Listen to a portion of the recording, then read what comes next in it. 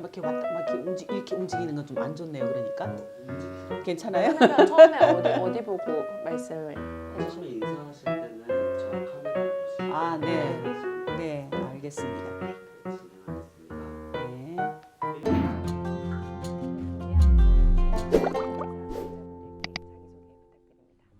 네, 안녕하세요.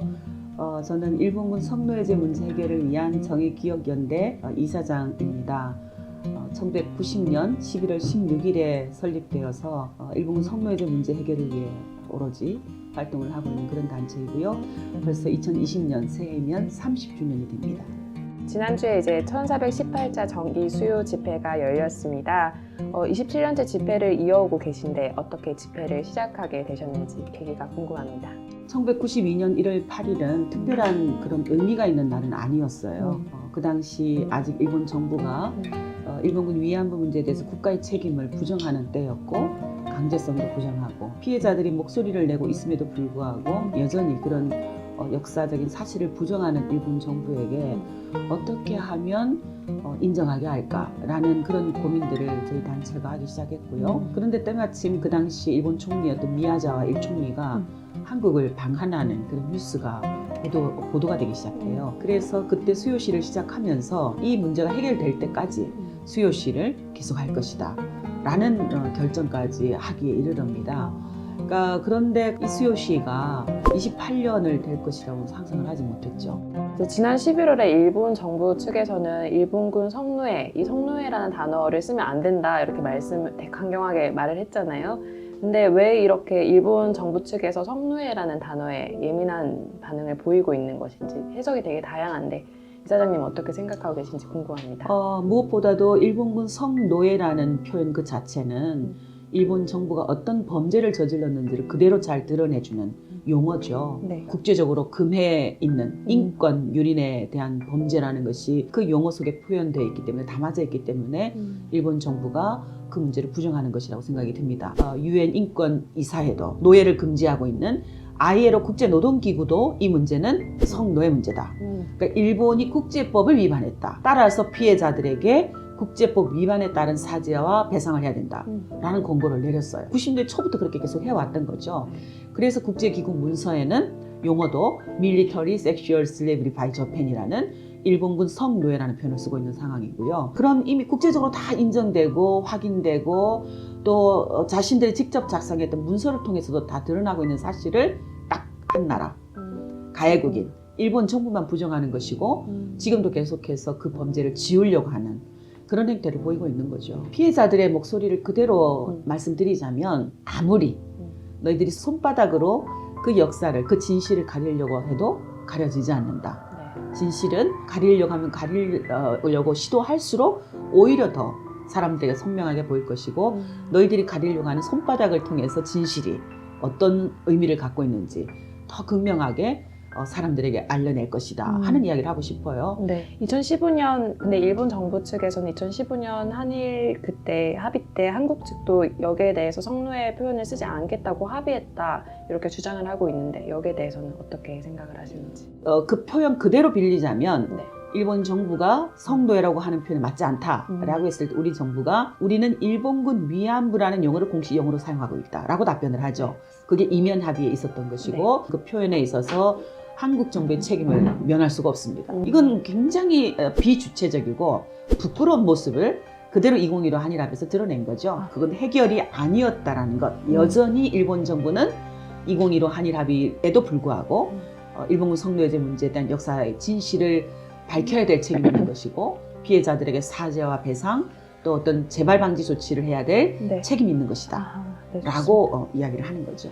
문희상한 최근에 문제가 많이 됐습니다. 여기에 대해서는 어떻게 생각하고 계신지 궁금합니다. 사실은 부끄러워요. 사실 너무 부끄러워요. 한국의 국회에서 그런 법안이 국회의장에 의해서 발의된다는 것 자체가 무엇보다도 이 문제는 가해자가 해결해야 될 문제예요. 근데 가해국은 여전히 일본군 위안부 문제에 대해서는 또 일제 식민지에 대해서는 식민지 책임에 대해서 인정하지 않습니다. 여전히 그들의 교과서에서는 아시아 태평양 침략 전쟁을 범죄로 인정하지 않고 있어요. 전쟁 범죄인 우길기를 여전히 아무 양심의 가책 없이 어디에서나 사용하고 있어요. 휘날리고 있어요. 네. 일본의 침략 전쟁의 가장 큰 피해국이라 할 수 있는 대한민국 국회에서 가해국을 대신해서 해결해주는 법안을 만드는 것. 가해자들에 대한 피해자들의 최소한의 권리, 청구의 권리, 사법적인 정의의 권리, 네. 그것을 차단하겠다라는 그런 취지와 마찬가지예요. 그런데 왜 방법을 일본과 어떤 그런 외교적인 관계를, 경제적인 관계를 풀어나가기 위해서 피해국 스스로 가해자에게 면죄부를 주는 그러한 법안을 제출하는 것이냐.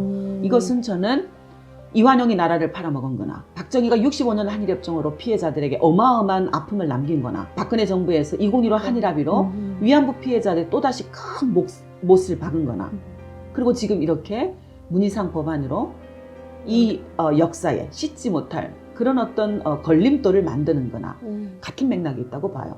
이 문희상 안을 보고 할머님들의 입장은 어땠나요? 네. 근로정신대 피해자였던 할머니는 우리가 수재민이냐, 우리가 무슨 일본 정부에게 불쌍하다고 돈을 달라고 하는 것이냐, 일본군 위안부 피해자가 했던 말이거든요. 우리는 1,000억을 준다 해도 법적 배상이 아닌 그 위로금 받을 수 없다. 네. 그것도 곧 우리 김복동 할머니가 하셨던 말씀이거든요. 그러니까 당당한 권리가 있는 사람들을 맞아. 자기 자신들의 선행의 대상으로 불쌍한 사람들, 피해자들에게 또다시 명예를 훼손하는 일인 거죠. 그렇죠. 그러니까 그 법안이 가지고 있는 의미는 그런 거예요, 곧바로.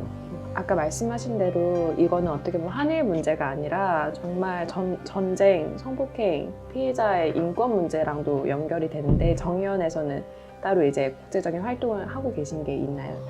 저희는 92년부터 이 문제를, 인권 문제를 유엔에 갖고 갔어요. 아무도 신경을 안 쓸 때, 한국 정부도 뒷짐지고 있을 때, 그 당시 피해자던 황금주 할머니하고 유엔 인권위원회에서 질문을 합니다. 그때 세계가 사실은 깜짝 놀라요. 너희들 뭐 하고 있었니? 그리고 유엔에서 굉장히 적극적인 관심을 갖게 돼요. 물론 그냥 되는 건 없어요. 네.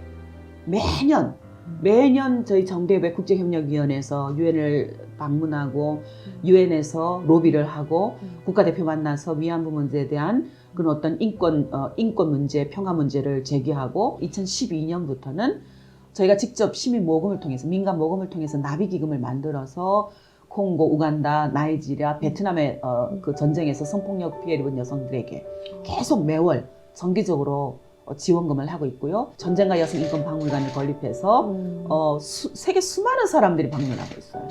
이제 수요일마다 정말 많은 분들이 이렇게 오랫동안 함께 해주시고 계신데 정말 당연한 거지만 또 감사한 일일 것 같은데 이에 대해서도 한마디 부탁드립니다.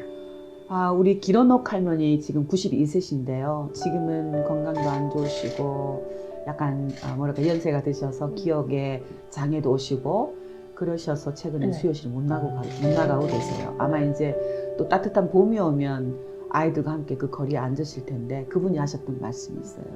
그 수요시에 오는 청소년들, 시민들 보면서 여러분이 우리의 보약이에요. 여러분이 나의 보약입니다. 여러분을 보면 저는 힘이 나요. 라는 이야기를 했어요. 그러니까 저는 그 얘기를 다시 하고 싶어요. 그러니까 수요시 오셨던 분들, 할머니의 보약이 되어주신 분들 감사합니다. 2019년도 여러분들 덕분에 할머니들이 더 힘내서 주저앉지 않았고 포기하지 않을 수 있었습니다. 네. 라는 인사를 드리고 싶고요. 일본 대사관 앞에 그 빈 의자가 있어요. 그 빈 의자는 꽃을 두고 뭔가 그런 그냥 볼거리로 둔 것이 아니라 그동안 수많은 피해자들, 이미 고인이 되신 분들, 돌아가신 분들, 그분들을 추모하고 기억하는 자리이기도 하지만 그 빈 의자에 앉을 사람들의 연대하는 자리이기도 해요. 죽은 것이 죽은 게 아니라는 것. 죽었다고 역사가 없어지는 게 아니라는 것. 죽었다고 목소리가 사라지는 게 아니라는 것. 네. 죽었다고 진실이 묻히지 않을 것이라는 것을 우리가 보여줄 자리거든요. 그 자리에 앉아서 내가 김학순입니다. 내가 김복동입니다. 내가 기런옥입니다. 내가 이용수입니다. 그러니까 즉 우리가 피해 당사자의 모습으로, 피해 당사자의 목소리로, 피해 당사자의 기억으로 함께 앉아서 포기하지 않겠다라는 약속을 하는 자리, 그리고 그걸 실천해 가는 자리, 그게 빈 의자이거든요. 네. 지금 할머님 분들이 몇 분 정도 계시죠?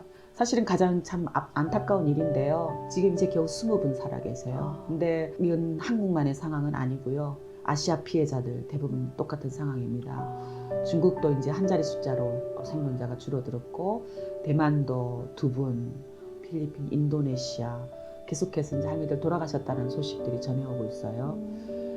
북한에는 한 분도 생존자가 없다라고 확인이 됐고요. 그러니까 한반도를 다 합쳐도 겨우 20분이 살아계신 상황입니다. 이제 2019년 한 해가 마무리됩니다. 마지막으로 해주시고 싶으신 말 있으시면 편하게 해주시면 네. 감사하겠습니다. 2019년 그런 상처와 고통을 이겨낼 수 있도록 희망이 되어주신 수많은 분들, 시민들 감사드리고 국제적으로도 그렇게 할머니들의 목소리를 당신들이 영웅입니다. 당신들은 우리 희망이에요. 라고 메시지로 응답을 해주셨던 수많은 평화 인권 시민들 진심으로 감사하다는 인사를 드리고 싶고요. 여러분들께서 함께 손잡고 연대해 주신다면 반드시 우리에게도 희망은 현실이 될 것이다 라는 생각을 합니다.